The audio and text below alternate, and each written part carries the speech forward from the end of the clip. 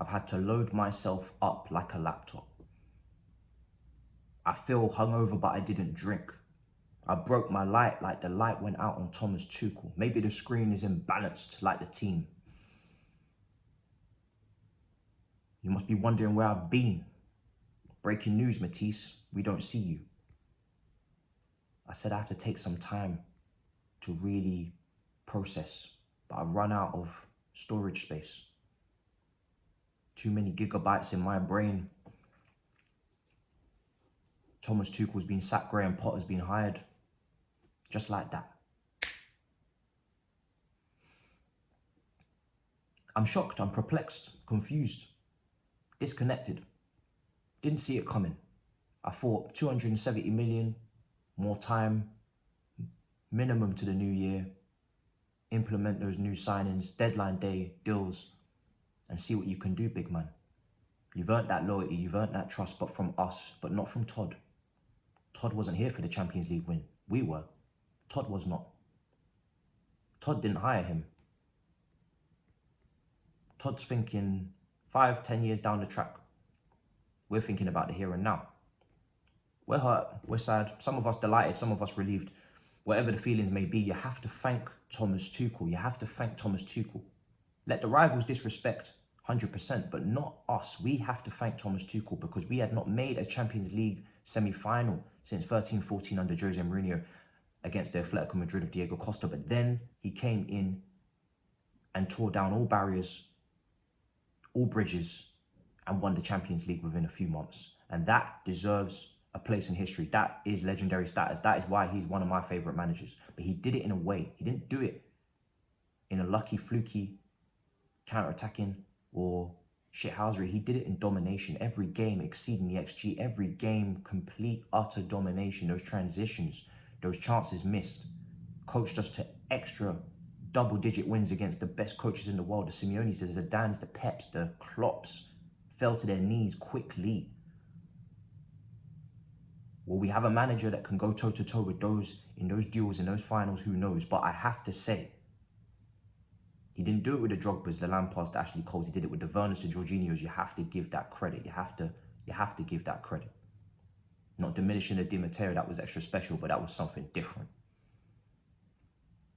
And then last season, 2 cup wins, but 3 games. That's your context, but 2 finals, 2 penalty kicks away from 2 more. 2 more over Klopp. 2 more from changing the way things are viewed, the landscape, but he couldn't quite get it done. 2 penalty kicks. That's football. Harsh, cutthroat, ruthless. Much like this sacking, it's quick. But what a view, what a perspective that would have been if he had picked up those extra cups in a season of absolute disarray and dysfunction and just craziness, absolute craziness. Change at the club, hierarchy to players, everything was on his side, lopsided. But there were question marks. There were question marks. I questioned a few things. As much as people will believe I didn't, I did. I wasn't happy with no Billy Gilmore, no Harvey Vell on the preseason tour. But Batshuayi and Barkley were there, a contract that was later terminated. I wasn't happy about chasing 3 centre-backs instead of 2 when we were looking to potentially move to a 4. Where was the creativity? Where was the DM? I wasn't happy with Aubameyang over a creative attacker that could fit the front 3 and give us some dribbling ability and a little bit of passing too. Because as we saw against Dynamo Zagreb, we missed that. We missed that. There was a confusion in terms of possession-based football, but counter-pressing, counter-attacking players in the system in those dangerous areas where you need that ball threaded through, where you need that extra inch of creativity, that extra inch of accuracy. We did not have it. And I had to question the squad building. Why? But I was willing to give it time. But Todd was not. And Todd is the only person here making a decision, so we have to accept it. Because whether we're angry, sad, happy or relieved, we have to understand this is Todd's thing now. And he's moving quickly, ruthlessly, aggressively, and we saw that in the market. So maybe he didn't have the conversations and the commitment behind the scenes that he needed from Tuchel to build the culture of the club that he wanted to see. And that's understandable. They differed on opinions. He didn't want to sell Gilmore, he wanted Ronaldo. Tuchel didn't want Gilmore, he didn't want Ronaldo. difference of opinion. And for me, the style, yeah, it was starting to drag. Many games last season I watched painfully. This season was starting to get painfully. Outside of that Tottenham game, I was not entertained. But I was willing to give it time, but it's not up to us. It's not up to me. I won't slander Todd for taking away one of my favourite managers, but what I will say is that you have to give Graham Potter time too. There can't be this reaction, this impulsive reaction that just because Todd has been chosen and he's chosen Graham Potter that you have to get this right immediately. This have to instant success. No, we do that too often. Thomas Tuchel maybe did that too often. He wanted the Koulibalys, the Lukakus. He gave the green light, the Aubameyang. Those are aging players. They demand instant success. They demand trophies now. And you brought us trophies, like I said. But it doesn't scream long term. It doesn't scream development. And people will question, why was Trevor not playing instead of Aspilicueta? Why is Mason Mount playing so poorly? Why is Hudson-Odoi doing his thing at Leverkusen but couldn't do it with us? There's still things to work on for these players, but why are they not improving? Where is the coaching? Maybe just overwhelmed. He had a tough year. The divorce, all of these things. There's so many pieces to this puzzle that I don't even think they're from the same puzzle. I think they're from different puzzles. I think they're from... It's impossible to paint the picture. It's impossible to create the answer for why this has gone so terribly wrong. But what I will say is that Graham Potter is a talented manager as well. He deserves the step up. Is he ready? We'll see. I love the way he's come up a little bit like Maurizio Sarri. As many people don't like that man, I have to respect going from a banker to Chelsea. That is just mad. But what I will say is that winning the Swedish Cup and then going to Brighton and playing that football with very little stars, it has some question marks. How can he deal with the egos? Can he deal with the big names? Do we have many egos or big names? You have to ask that question, but for sure there are a few. I don't think Pulisic has a massive ego. He's a quiet kid from Hershey. I don't think Ziyech is uncontrollable. He's a calm guy. But I think Potter, for sure, is going to see something new that he's never seen before, and he needs that time. I'm not looking for instant success. We are in a process. I hate that word. Discard and dispatch of that word. Put it back in the recycling bin. In fact, don't bring that ever near my club again. I hate it. But I will say this. He deserves it, and he deserves the backing. As much as we are going to miss Thomas Tuchel, and he's been absolutely brilliant for us, and it's a shame that he couldn't get us playing a better style of play.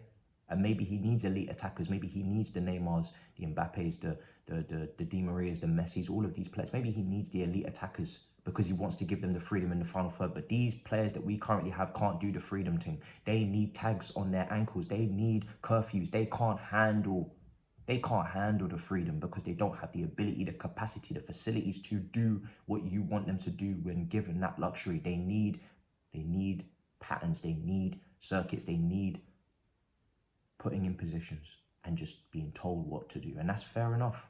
And every coach has their weakness. Sir Alex Ferguson never took training. But the defence was starting to cave in too. Anthony Barry, we brought him in for defensive set pieces and all these things. But where were the set pieces? The pieces weren't there. There were no pieces to the puzzle, like I said. So we have to understand, as much as we're disappointed and angry, they're building for the next 5-10 years. Potter's coming on a 5-year contract. And I'm just ready to just go ahead with it, and I'll back this manager just like I backed the last, because that's what you do as a Chelsea supporter. But I don't expect Todd Boehly to go and sack this man soon. I don't expect him to make a knee-jerk decision. If you hire this man, you give him time. He needs that time. This is his first time at the top level, but hopefully we can be coached to play better football. But it takes a little bit of the heat off of us, because we were having this expectation and that expectation and that expectation, and we still spent a lot of money, 100%, but this manager didn't spend that money. Now, maybe some of those players that came in were designed for any coach, and I have a feeling they are. Fofana suits any coach, surely. Koulibaly's a great player despite the mistakes. Surely any coach will happily train and work with him, but for sure some of the players that left and some of the players that remained may not make sense. But I really hope that next summer Lukaku is not just eased back into the fold because of a Potter, but we never know. We never know. This is Chelsea Football Club. Anything can happen. Anything can happen. But I have to thank Thomas Tuchel. Brought one of the best days following Chelsea with that Champions League win. You don't make moments like that. Not everybody understands. Not everybody will see it. Certain clubs will never see it, but we understand it, we get it. So thank you so much. And you were on the cusp of winning so much more, but maybe just not ruthless enough. Maybe just not the pep in terms of Joe Hart, pack your bags. Too nice, potentially. Complaining about an environment that you created in terms of not allowing the Ziyechs and the Pulisic's, maybe just be so much more cutthroat with these players that don't want to be here. Maybe just try and use your Gilmours and your Harvey Vales who do want to be here. Maybe just try and create that environment and rubber stamp your authority a little bit more. And don't bend and don't twist too much like you did at the beginning, like you had to. But now you didn't. You had to make your move, your stamp, your chess piece, and you didn't fully. Maybe. You need a DOF, sir. I'm sorry we couldn't get that DOF here in time for you, but you needed a DOF, and that's how it goes. But welcome Graham Potter. He plays some wonderful football at Brighton. Same kind of similar formation to us. Cucurella link up. Shame for Aubameyang, who will never see his man again, but I'm very much looking forward to seeing what Potter can do against Fulham this weekend, if it's all done and dusted in time like it should be. And welcome to Chelsea. We're a nutcase. We're a crazy family. But welcome to Chelsea.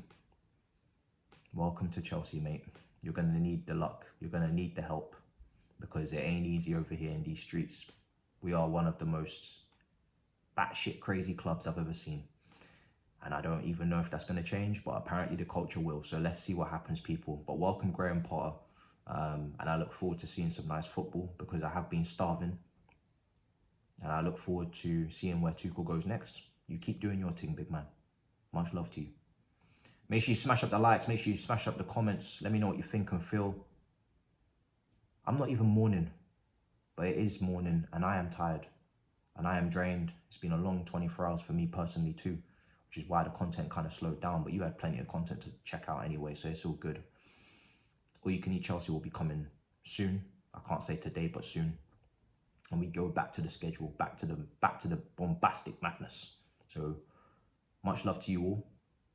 Big up your damn selves. In a bit, people. Peace. Matt, what a team. What a club.